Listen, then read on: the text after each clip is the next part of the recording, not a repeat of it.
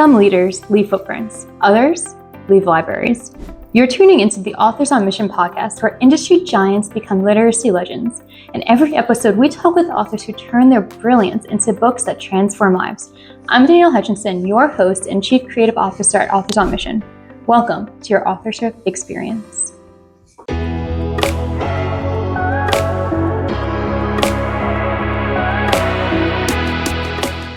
From courtroom battles to contemplative wisdom, radical reinvention to literary revelation, welcome to Authors on Mission, where we unravel the extraordinary journeys behind extraordinary books. I'm Danielle Hutchinson, Chief Creative Officer here at Authors on Mission, and I will be your guide through today's episode. Today's guest is all about what happens when life's seemingly disconnected chapters form an unexpected masterpiece. Once defending clients in Miami's courtroom era, Bob Martin traded legal briefs for meditation cushions, becoming a mindfulness teacher who bridges Eastern wisdom and Christian faith through his writing. His book, I Am the Way, is an amazing tale and discussion about Tao Te Ching and biblical teachings, and his novel, The Children of Abraham, recently made the leap from self-published to nationally published success. He also has some more in store for us, which we'll discuss later on. And Bob's story just reads like a plot twist with no one saw coming, from selling cotton candy on Coney Island Boardwalk to building a following of over 20,000 readers hungry for spiritual insights. With all that mentioned, I'm excited to dive on in, talk with Bob about his writing strategies and more. Welcome to the Authors on Mission podcast. Bob, it's an honor to meet you. Oh, thank you so much. And it's an honor to be here. And thank you for all the work you do in putting platforms like this up so that folks like me can come and talk.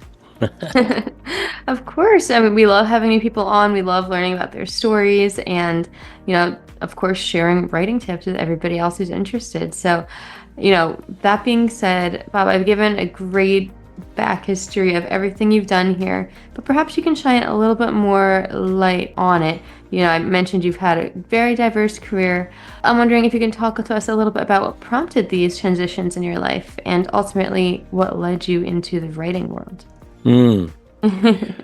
I think, a whole bunch of questions there. Let me start with the one, what led me into the writing world first. Yeah. And it's best spoken to by the dedication of my book, I Am the Way. I dedicated it to a fellow who's passed on now. He was my 8th grade English teacher. And I don't know why this happened, but he stood up when we had written an essay. I held up my paper and he said, well, like Martin over there.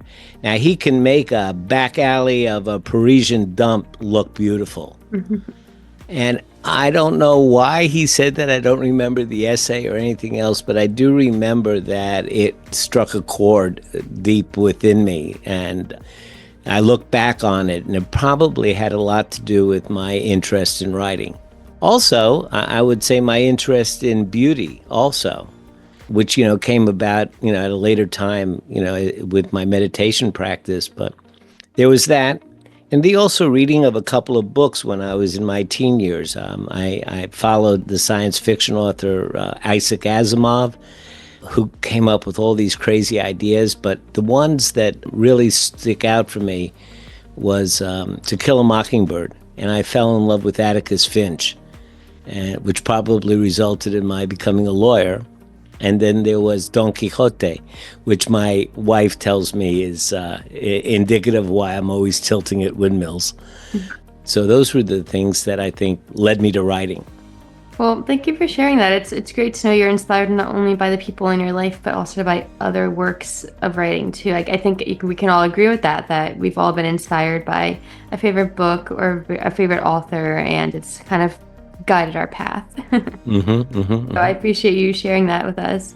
And if you don't mind speaking a little bit about, again, you've gone through so many different changes in your life. It's great to know that you've found your calling in this. I'm wondering, would you mind speaking a little bit about, that path? Oh, sure. So I never expected that I would become a lawyer. It seemed I guess one of the big issues in my life is, are things just coincidental, or is there such a thing as synchronicity? because it seems like doors opened up for me at just the right time. I never intended to be a lawyer. I intended to sell hot dogs, and hopefully I would sell enough hot dogs on the boardwalk in Queens, New York, to not have to work in the winter. But there was a fellow who kept telling me that I should be a lawyer, and he worked very hard to get me there. And so I did. Became a lawyer, worked in Miami during the cocaine cowboy days. And if you've ever seen the movie Scarface or the TV show Miami Vice, it was those days. It was the crazy days. And we hit the mob when I was working for Janet Reno in the prosecutor's office. We hit the mob for millions and millions of dollars. And I left the office shortly thereafter, and they came to see me and asked me to take on some clients for them because they said that they had pretty good lawyers, and if I was able to beat their lawyers, then they probably wanted me as a lawyer. So I became, I guess, not a mob lawyer like consigliere, but just I got a lot of referrals. Let's say I got a lot of referrals from them, if you understand. And so that was what was happening. But that part of my life is unusual. What is very usual, though, is that often the changes that come about in our life and the transitions that we have in life are brought about from some pain and hitting bottom and some situation which we can't just tolerate anymore. And I was hanging out with them, and probably my behaviors, well, not probably, my behaviors were just too excessive. And my personal life was kind of falling apart. And so I was seeing a therapist. And again, one of those crazy doors opened for me. Turned out my therapist was one of the primary students of a 72nd generation Daoist master from the Shaolin Temple. And he was just one of those guys. His name was Watching Ni. And, the Shaolin Temple is the Kung Fu, Tai Chi, Qigong, all that kind of stuff. So I studied Taoism under Master Ni for, 8 years, and it was transformational. And when I left Miami because, well, let's just say I had a little issue with my clients, and we all figured it was better for me to leave Miami, and came to North Carolina. And by that time, Master Ni's teachings had taken hold, and I wasn't the same person. Well, it's an incredible story and really funny, too, the way it all kind of happened that way. I'm sure at the time it was pretty stressful and a little bit just, you're not sure what's going to happen, but it seems to have all worked out because, here you are now and you're, immersed in this whole new world and writing, too. So it is really interesting to see that you've gone through just so much and just gathered wisdom through each of these different endeavors you've done. I used to sell cotton candy in Queens, for example, too. So all of these different things come out to be the person you are and ultimately influence your writing. And, just to use that as a segue into I Am the Way, this is something that I think a lot of people can learn from, regardless of where they are on their life paths, because it really does teach us about Tao Te Ching and Christian teachings, and it's a great bridge between the both. So I'm wondering if you would like to share a little bit about that and, what first inspired you to connect these. I know you speak about your teacher in the past who did, but is there a particular moment or tradition that inspired you in particular? Oh, I completely, absolutely. I mean, there's definitely a story here. I guess I got to go back and say that my folks were Eastern European immigrants, and my dad was Hungarian royalty, and when the Bolsheviks invaded, they wiped out his whole family. My mom was Roma Gypsy, and the Nazis and just about every other group in town wiped out her ancestry. So they just didn't have a sense that there was a God that was worth worshiping. And so I grew up not in a anti-religious family, but more of a just non-religious family. It just wasn't a conversation that happened. So I grew up without any kind of religious training. When I met Master Ni, that was my first introduction to any kind of system of living life, ethical system of living life. And then when I came to North Carolina, there weren't a lot of Daoists here, so I started going to Buddhist events. So here I am, a non-religious Daoist Buddhist, winding up married to a Southern Baptist Bible literalist. And she thought that all my stuff was just plain weird. And I couldn't accept her science, you know. I mean, like, where did the dinosaurs come in the stories and the like? And but she, you know, she is a Bible literalist, and at the same time, she is a saint, truly, just a wonderful human being who's always available to do what's ever needed when she sees somebody suffering in life. And so we met on those values, but our cosmologies were so different. But I'd always loved Jesus because I didn't see him necessarily as a God figure, or those questions were really kind of above my pay grade, I always felt. But his as a wisdom teacher, I mean, he could have been a Buddhist monk. He could have been a Hindu, Krishna advocate. They all taught the same thing. And as we spoke together, you know, she would talk about what would Jesus do, and how do you model a life based on the teachings of Jesus. And as she would speak, I would note that that was exactly the same thing that Lao Tzu wrote about, you know, 2,500 years ago.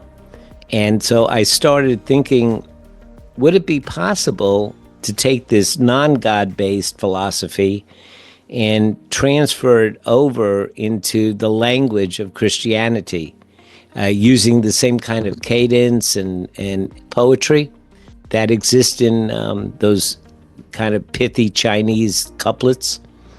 And so I did that, a couple of chapters. And when I read it, all of a sudden she lit up and she goes, "Oh, that's what your stuff is. Oh, I get it." And she said, "Yeah, that's just like this." And so all of a sudden it started to become a Rosetta Stone between the way that we saw our values. And it was just such an exciting thing because it brought us closer.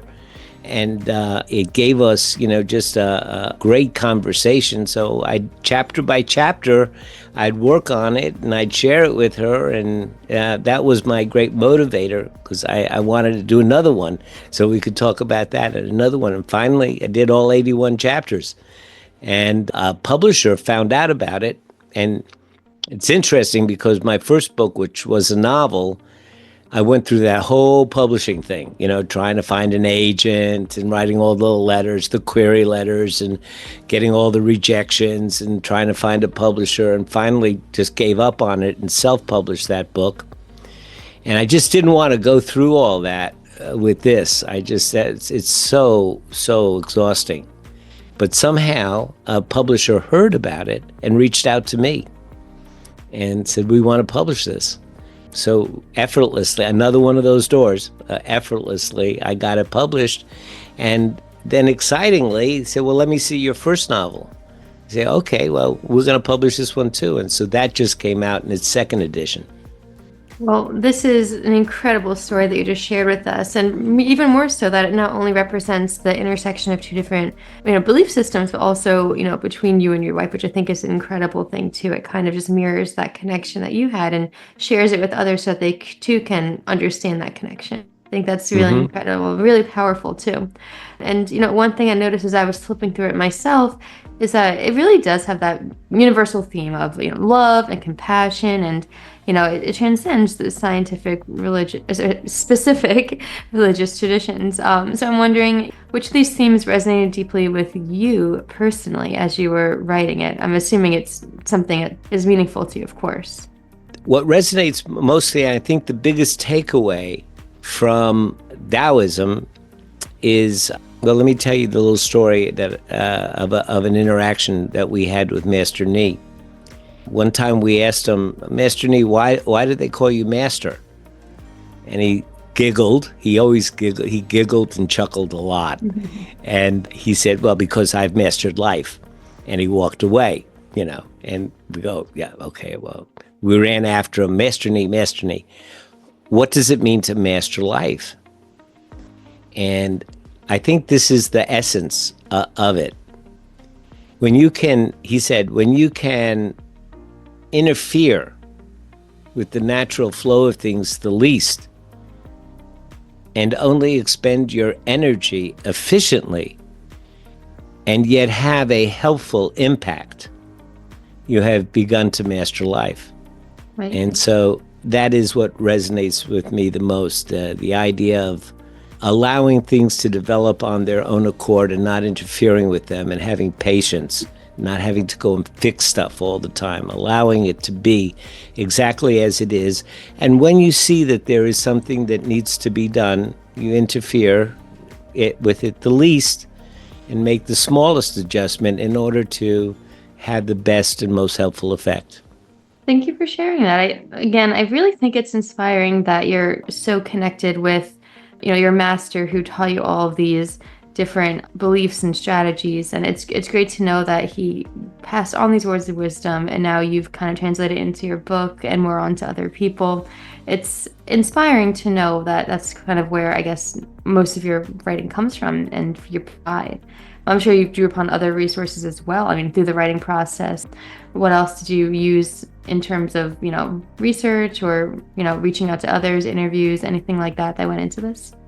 Well, the controversial conversation that I think all writers are into these days is, how do you use ChatGPT? Ah, And how much of your writing, how do you rely on that? What help can it be?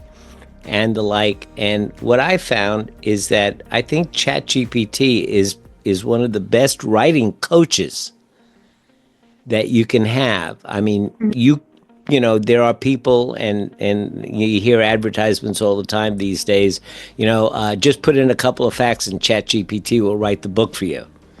And it'll write a book, but it's going to be pretty sanitary. But in terms of, you get stuck on an idea and you want to have a conversation with somebody, and, your wife gets tired of it after a while.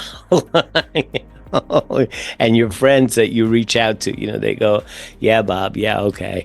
But ChatGPT's always there, and you can always ask a question and have a conversation and kind of refine your thoughts. It's also real helpful, I think, in pacing and breaking, some stream of consciousness thinking down into bullet points.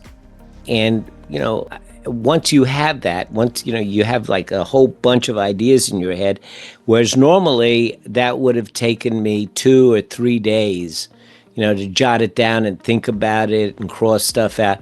Well, with ChatGPT, I can just kind of barf all of that information into ChatGPT, and like it gives me back bullet points, and from those bullet points I can then decide this works, that doesn't, this works, that doesn't, and put together a little outline, and then from the outline you can write. And so it moves things along at a much quicker space without taking any of the creativity away. That's how I use it. Now, I think there may be other people that, use it to actually draft things, and I'm not going to give that up.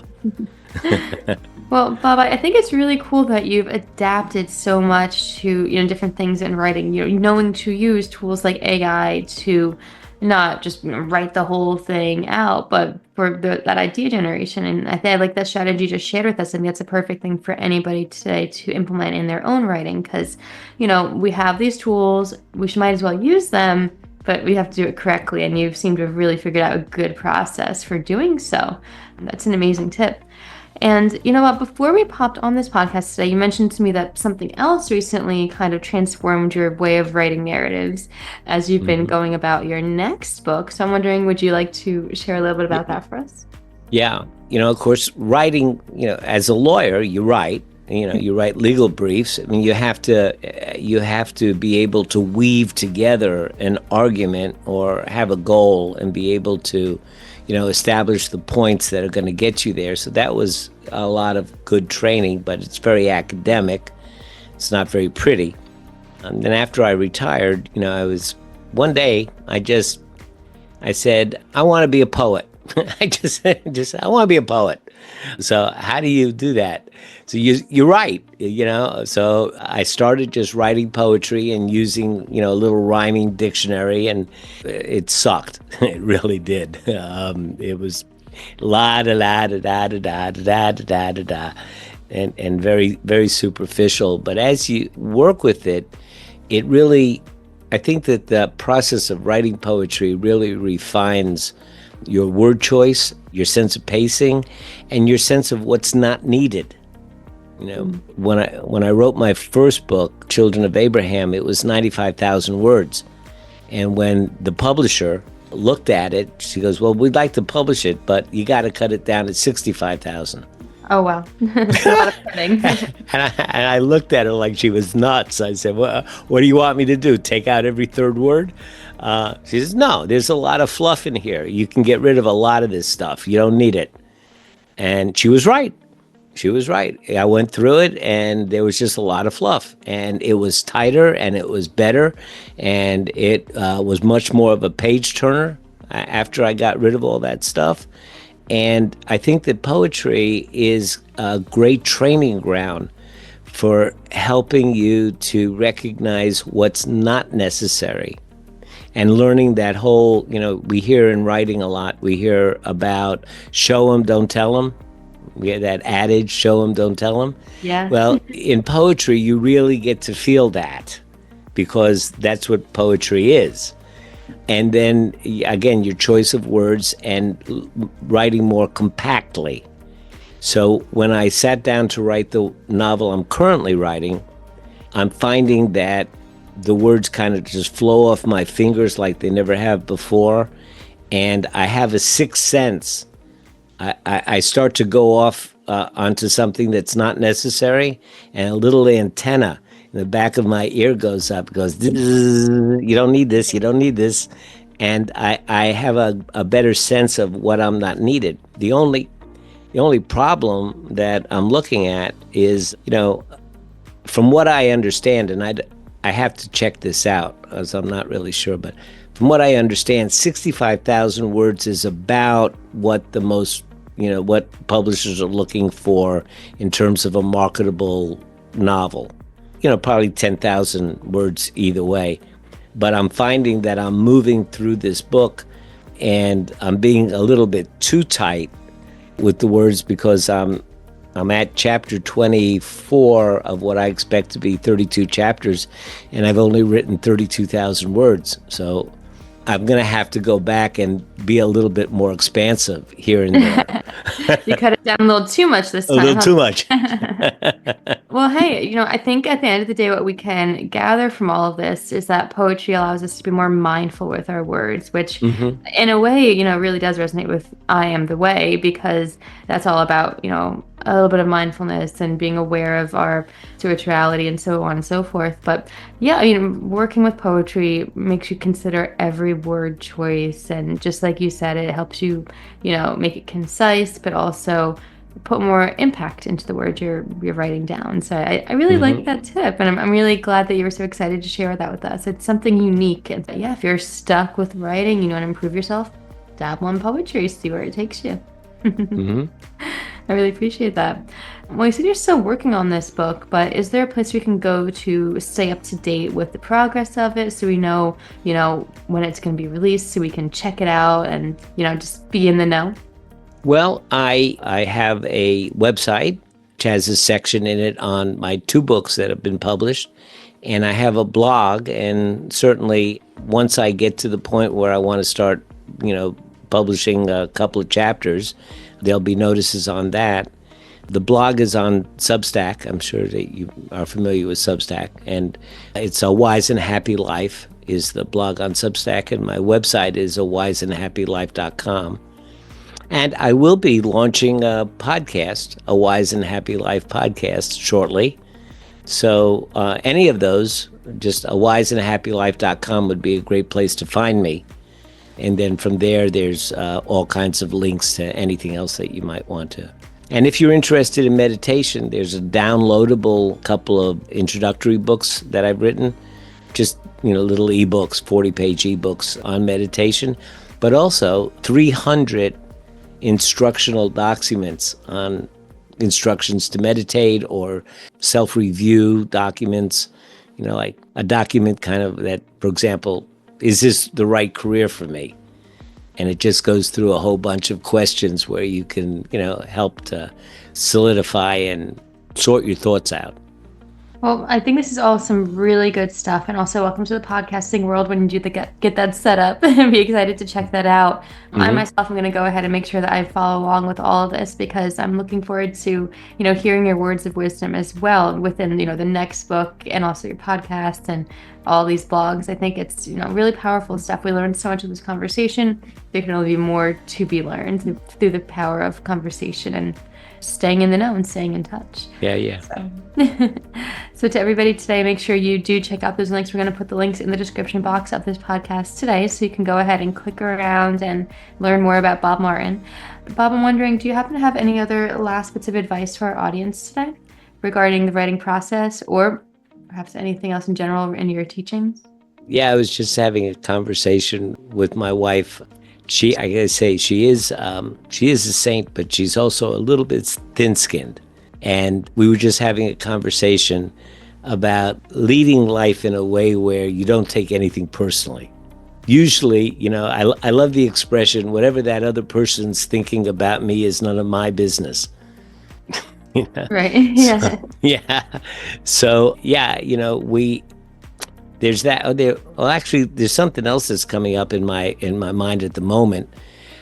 I think, and this is important. I just finished reading Maxwell Gladwell's book Blink, and in Blink, what he's talking about is that our intuitive mind makes decisions and understands things and gives us information in the blink of an eye. Something happens and immediately, it evaluates it and gives us a thought. And, somebody says something and you get this sense, this isn't quite right, or that's not quite truthful, or I don't quite buy that, or that seems like it's very helpful. And we make these decisions in the blink of an eye because our intuitive mind, operates that way. Whereas, our rational mind always evaluates and weighs the pros and cons and sometimes takes a lot of irrelevant information into account and confuses things, whereas our intuitive way works that quickly. But the world these days can feed a lot of misinformation into that database that the intuitive mind uses to make those decisions. So based on all of that, I guess what I want to say is this. Like the Buddha said, make sure that you put guardians at the portals to your mind and only allow stuff in there that makes your heart sing. So thank you so much for sharing that last bit of wisdom with us. It really is some powerful stuff, and everything you've said today is powerful and something we can all learn from.